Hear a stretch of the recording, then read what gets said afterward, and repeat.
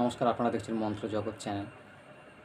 আজ আমি আপনাদেরকে একটি জুয়া জেতার মন্ত্র দেবো, যে মন্ত্রটি খুবই পরীক্ষিত।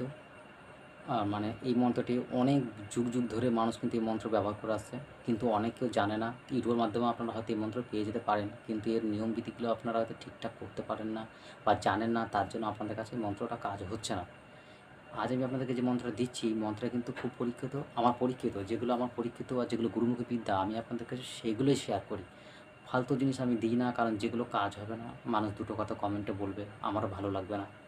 তখন বলবে, হ্যাঁ আপনি কী বিদ্যা দিলেন, বিদ্যাগুলো কাজ করছে না।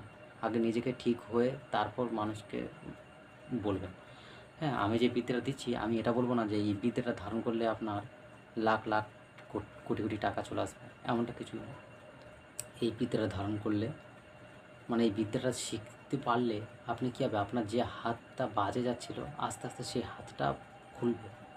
তাহলে এটা না, মনে করুন আপনি লটারি কাটছেন, আপনি ২-৩ কাটছেন, ৩টের মাথায় আপনার একটা বড় প্রাইজ হয়ে যাবে।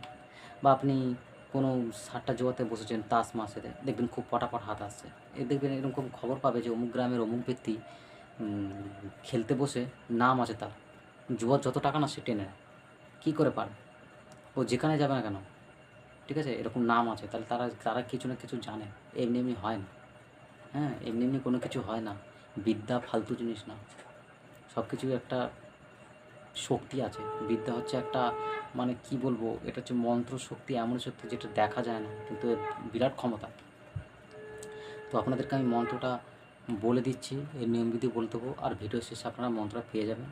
তো মন্ত্রটা আমি এটা বলবো না যে আপনারা করে এই মন্ত্রটা শিখে আপনারা শুধু জুয়া খেলবেন, এটা বলবো না।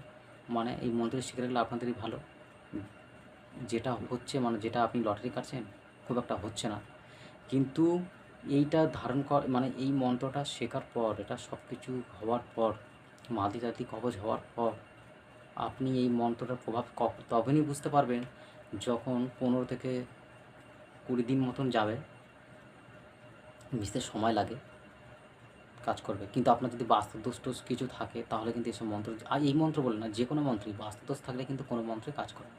আপনি সেই মাদলি অমুক জায়গা থেকে বানিয়ে নিলেন, কোনো কবিরাজের থেকে আপনি মাদলি বানিয়ে নিলেন, কোনো শারীরিক মানে কারণে বা যে কোনো কারণে আপনি একটা মাদলি করলেন, তো মাদলিটা আপনি পড়লেন, শরীরে ধারণ করলেন, করার পর যখনই আপনি আপনার বাস্তবে ঢুকে যাবেন, তখনই সেই মাদলি কী হবে, কাজ করে না। তখন আপনি বলবেন, অনেক তান্ত্রিকের কাছে গেছি, অনেক ওঝার কাছে গেছি, মাদলি করছি, কিন্তু আমার কিচ্ছু হয়নি, কোনো দিনও কিচ্ছু হয়নি। কিন্তু আপনার বাস্তব দোষ থাকে।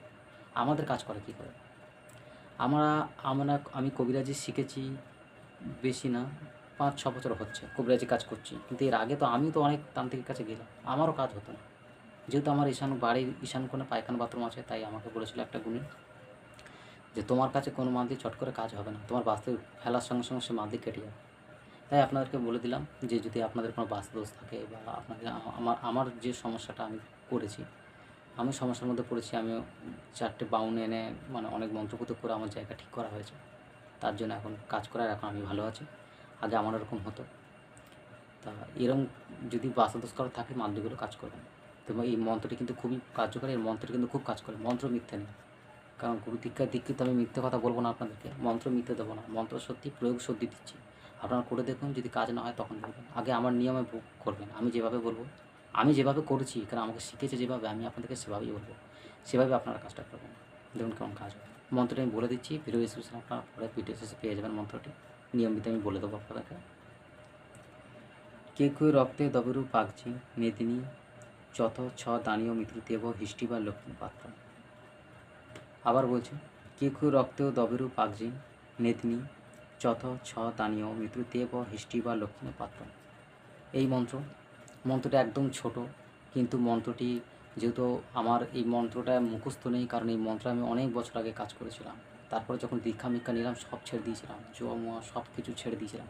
আগে খেলতাম, হাত ভালো যেত না, তারপরে এই গুণিন ওই গুণির কাছে অনেক পয়সা ময়সা ঢেলে ঢুলে কোনো লাভ হয়নি। লাস্টে যিনি আমাকে গা বাঁধা মন্ত্র শিখিয়েছেন, আরও নানা রকম মন্ত্র শিখিয়েছেন, উনি বললো, তুই কী করবি এই মন্ত্র? আমি বললাম, এরকম আমি খেলি, বুঝেগুলো বাজে জিনিস, ওসব ছেড়ে দে। তা আমার মনটা খারাপ হয়ে গেছিলো শুনে, তো তখন সে ব্যক্তি দেখলো আর আমার মনটা সত্যি খারাপ হয়ে গেলো। তখন সে বললো, ঠিক আছে, তুই এক সময় করে আয়, আমি তো একটা জিনিস দেবো, কিন্তু নিয়মবিধি মেনে কাজ করবি, তুই সূর্যগ্রহণ চলাকালীন আসবি। তা এবং একটা সূর্যগ্রহণ দেখে আমি গেছিলাম। তো সেই নিয়মে কাজ করছি। তো আমি আপনাদেরকে বলছি যে সূর্যগ্রহণ আপনারা দেখবেন না। যে ব্যক্তি কাজ করবেন সেই ব্যক্তিকে বলছি সূর্যগ্রহণ দেখবেন না। সূর্যগ্রহণ চলাকালীন আপনি বসবেন, এই মন্ত্রটি সেই দিনই জপ করবেন। শনি মঙ্গলবার দিন মন্ত্রটি একটা সময় করে চান করে যেখানে সেখানে মুখস্থ করবেন না, মন্ত্র কাজ করবে না। হয় আসন পেতে ঠাকুরের সামনে মুখস্থ করবেন, ঠিক আছে, পূর্ব দিকে মুখ করে বসে। কোনো কাঠের তক্তার উপর বসে মুখস্থ করতে পারেন, কোনো সমস্যা নেই।